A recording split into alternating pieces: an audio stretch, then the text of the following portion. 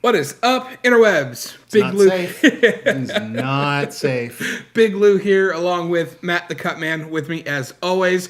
We have just come from seeing The Dark Tower. Idris Elba, Idris Elba, Matthew McConaughey, a bunch of other people. Stephen King's epic sweeping tale. All right.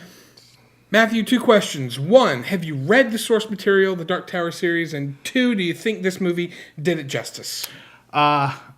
Well, I haven't. I have not read the source material, so I really couldn't answer your second one. Good review. All right. No. So what did you think? Having not read the source material, what did you think of the movie? So I really didn't know what to expect going into it. Okay. Just having seen the trailers, I didn't expect very much because I didn't think the trailers looked very good. Okay. You're not alone in that. There seemed to be the general consensus across the audience. I was not looking forward to my experience going into this. Okay. I was glad I was glad the hand that I was dealt. Sure. I was not unentertained. Mm-hmm. Having had an evening to reflect on it, I think there could have been places where it could have been pumped up. Given that it's a kind of a fantasy world. Sure. And given that we've seen how fantasy worlds can be done exceptionally well, i.e. Harry Potter and Tolkien. Lord of the Rings, yeah. That's what I'm saying. Yeah, exactly. Given that obviously that's the bar. That's what we're looking for. Yeah. Yeah. Not everything's gonna be Jackson. Okay, we're not expecting that. Yes, but that's what everybody should be shooting for. This did not hit that mark. No, I agree with that. I think that I was pleasantly surprised with what we got as you were. I was expecting this movie with all the production issues that we've heard and all the reshoots and the fact that it was only 90-minute running time or 88 minutes, whatever it was. Really gave me a lot of, okay, I'm not expecting much from this movie, but I was very entertained by what we got. As you said, could it have been better? Absolutely. And as always, we're not going to get into any spoilers right here. We will get into some spoiler territory further on down. One of the biggest things, and we'll give you a fair warning for before we start getting into spoiler territory. One of the biggest things that stood out to me in this has got to be the kid that played Jake Chambers. Dude's a very talented little actor. I think that some of the interactions he had with Idris Elba's character was spot on. And there's one very emotional sequence that he goes through going into the third act of the movie, or right about the third act of the movie, that really sold me. I think this kid's got talent. What else stands out to you as a... So I agree and disagree, and we'll get into that later. Okay, fair enough. Because that does get into some spoiler territory. But I agree that the kid, there were never any moments where I was like, "Oh, good try, kid," but maybe a better kid could have done the job, or maybe better direction. Yeah, you didn't have any Phantom Menace vibes. From this kid. Yeah, exactly. No, the kid was good. Idris Elba. Love him. Come on. Love it. Come on. My only complaint with Idris Elba in this movie was I don't think that they took full advantage of how amazing of an actor he is. Oh, let's not kid ourselves. They didn't take full advantage of anything. Well, there's that too. But I think that specifically when it comes to Idris Elba and the character of the gunslinger, that they could have done so much more, given him so much more to chew on and to work with, as far as some of the stuff that happened in his past that they kind of mention, but then they don't ever go into anything about it at all. And there's some real potential for digging into not only this character, but also, all right, McConaughey. Love McConaughey as a bad guy. Yes, more of that, please. Want to see McConaughey as a bad guy dialed up to 11. Yeah. You get a hint of the darkness of McConaughey in the HBO series. The one with Woody Harrelson. Yeah, with Woody. The anthology one, True Detective. Yeah, he's obviously not a villain in there, but you get the hint of his darkness. Yeah. More of that, please. Yeah, no, I absolutely agree. And and but I wanted more of that in this. Yeah. I wanted more of him playing the Lucifer type. Yeah. In that, and you got a hint of it when he like put his when the one chick disappointed him, and he like put his hand on her face and then just like burnt it. Yeah. Just like, don't piss him off. Don't disappoint him. Yeah, and it wasn't even, and again, slight spoiler here, but you don't really know who we're talking about, so it's not really. But it wasn't to punish her misdoings. He was just pissed. It was that he was punishing the other guy who messed up, and he's like, okay, you two are friends. I'm going to hurt her because she's in arm's reach. And he just, as he's burning her, he's just staring at the other guy. And I'm like, dude. I kind of got the feeling that he was just kicking the dog. Yeah. It was the closest thing to him, and that was Yeah. his, he was just pissed, and he was just going to express his revenge. Yeah.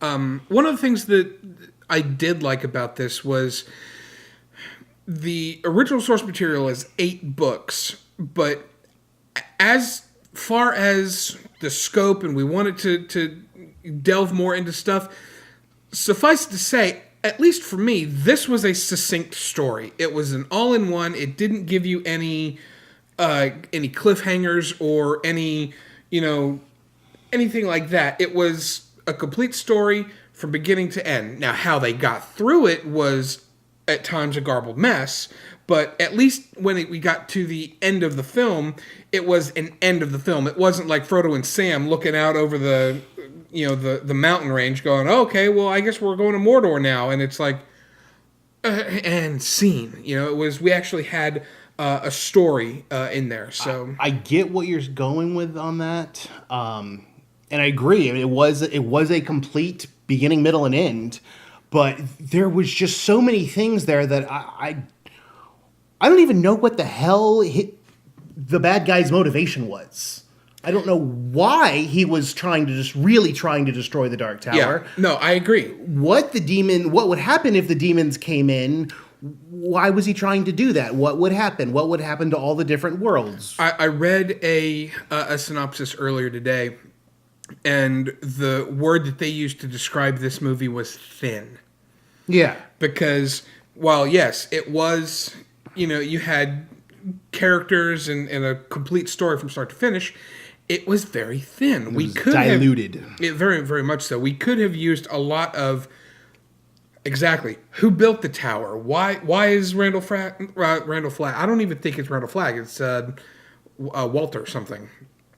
And McConaughey's character. Why is he trying to destroy it? And why is Idris Elba's character able to resist his magic? It doesn't go into any of that at all. This could have been much better served had it been a Netflix short series or something along those lines. I am certainly glad that you said that, because they have already greenlit the TV series to go along with this, and Idris Elba is signed on to be in it. Okay then. So this was designed to be a jumping off point into the world of the Dark Tower, and that gives me hope, at least, that we can get into some of the stuff that has made me want to go, well, wait, what about this? And what about this? And why don't we see more? Well, if blah, it was blah, blah? designed to get people excited, it did a pissy job. I absolutely agree, because there's nothing but hate going around for this movie all over the internet. All right, so overall, would you recommend people go see this movie in the theater? No.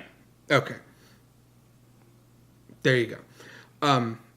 I say if you're a fan of sweeping fantasy movies that are epic in scale and depth of character, this is not the movie that you should go see. But if you're looking for a relatively fun summer action flick, looking for something to do on a Saturday night, go see Spider-Man Homecoming again. Wait for this one on Netflix. That's my honest thing. I enjoyed it, but I'm not going to go see it again. And when it comes out on a streaming service, I may check it out. Now, all that being said, getting into some spoiler territory, you have been warned. What's your problem with the kid? It wasn't necessarily my problem with the kid. Okay. It was the scene where the mom died. Okay. And it wasn't necessarily the scene where the mom died. It was that part where she died. It was like, okay, the mom died. They handled that well. And then there was that scene afterwards, but they just kind of glossed over it. And then it was like you could have pulled that scene out of the movie and it would have never happened. Which scene after it? Where they were on the roof Yeah, and he was they were on trained? the roof and then they were dealing with it. And then it was... There was no... The kid was not different afterwards. It didn't seem to me. See, I think what the difference there was that it was the bonding moment between him and the gunslinger, between him and Idris Elba's character. Because it was right after that they went into that training montage where he was teaching him how to shoot and reciting the code. And that scene, to me, wasn't necessarily about how it affected the kid, but more so about how it affected the gunslinger. Because it was after that scene that they had... he was like reciting the code and teaching the kid and stuff like that. So that's what I took away. I still feel like that would have happened without the mom dying. No, I'm not taking that away from you at all. I think you're absolutely right with that. But it was definitely one of those, the mom had to die so that the kid didn't have anything left in Keystone Earth, whatever the hell you want to call it, New York. It was a blatant plot point for the sake of being a plot point, just to move the story forward. I think it would have actually been better had the kid not been able to stop himself from seeing the mom's death. And then when he was in the device of the tower, Yeah. That will literally stop an incoming phone call.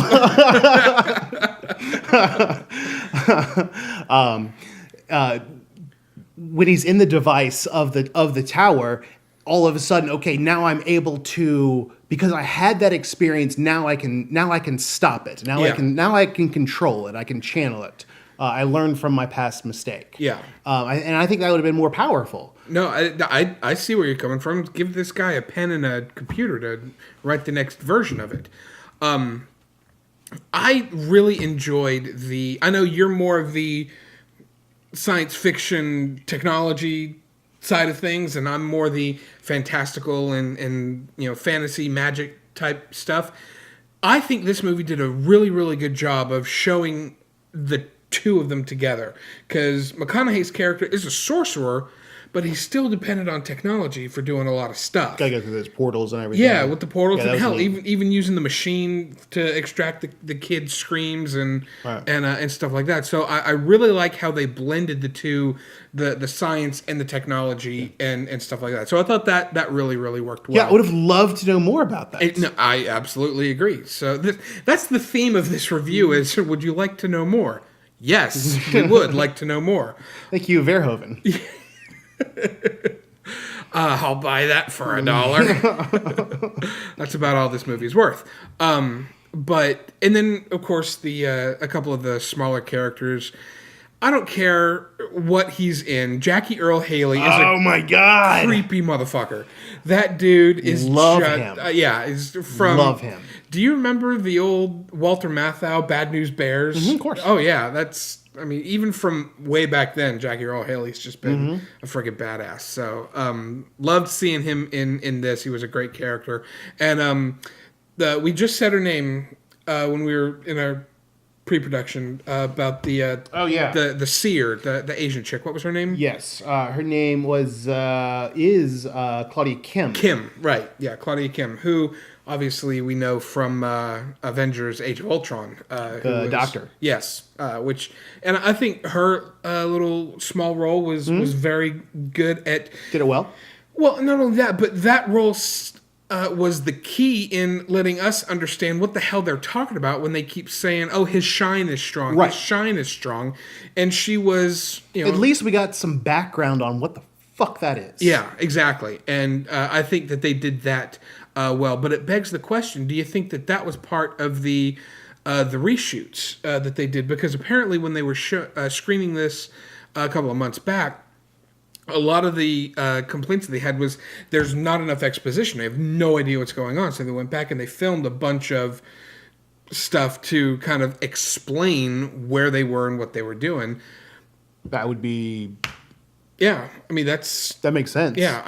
I think that some of those shots were just kind of blatant. That hey, this was done after the fact to kind of let everyone know what the hell is going on. Sure.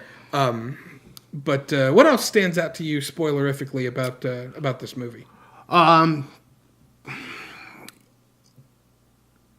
The McConaughey's death could have been. Yeah, exactly. you know. That whole last fight sequence. Yeah. I mean, I get he's a gunslinger. Yeah. And it was kind of gunslinger meets wanted, and Yeah. I get where they're going with Yeah. it, and maybe they were running out of budget. And, I don't know, but I really enjoyed their interactions together, and it was great. And then it was a wah wah type of fight at the end, which was very disappointing. And the CGI in that fight was just it was terrible. They did it 10 years ago, right? Yeah, something like that. Yeah. This movie's been sitting in a can. Yeah, clearly. Oh yeah, okay. It would have had to have been. I completely lost my train of thought. It happens that way from time to time. So, and some of the other thing, I wish that they had not given away so much in the trailer, like the sequence where the kid gets kidnapped and he's reciting the code and he goes, "I kill with my mind," and he shoots the guy from like half a mile away through like the windows and stuff like that. Yeah, no, exactly. That sequence was in the trailer, and had it not been in the trailer, seeing that unfold on screen would have been fucking amazing, but it wasn't. Yeah, nothing in this movie surprised me. Yeah. Part of that was the trailer, but the lion's share is the writing. Yeah, no, I absolutely agree with that. And so, the editing and the directing. It's really... I don't necessarily think the directing. I think it was well directed, but I think that it was definitely poorly written, and it could have used from at least an additional 30 minutes, if not 45 minutes, of digging into all the stuff that we have been talking about for the past 17 minutes. I feel like given the director that it was, I just don't feel like it would have been given more time would have just made it more boring. No. I'm not saying just take what we have and made it longer. I mean, get some talented people and make it longer. Oh, talented. Right. Okay. Sorry. So anyway, those are our thoughts on The Dark Tower. Let us know what you thought of the movie down in the comments section below. If you like what we're doing here, don't forget to give us a thumbs up on the video here. You can see other stuff that we're doing by clicking on the subscribe button that's right here, and there's something else fun for you to watch right about here, something like that. Anyway, until next time, we'll see you right back here on the interwebs.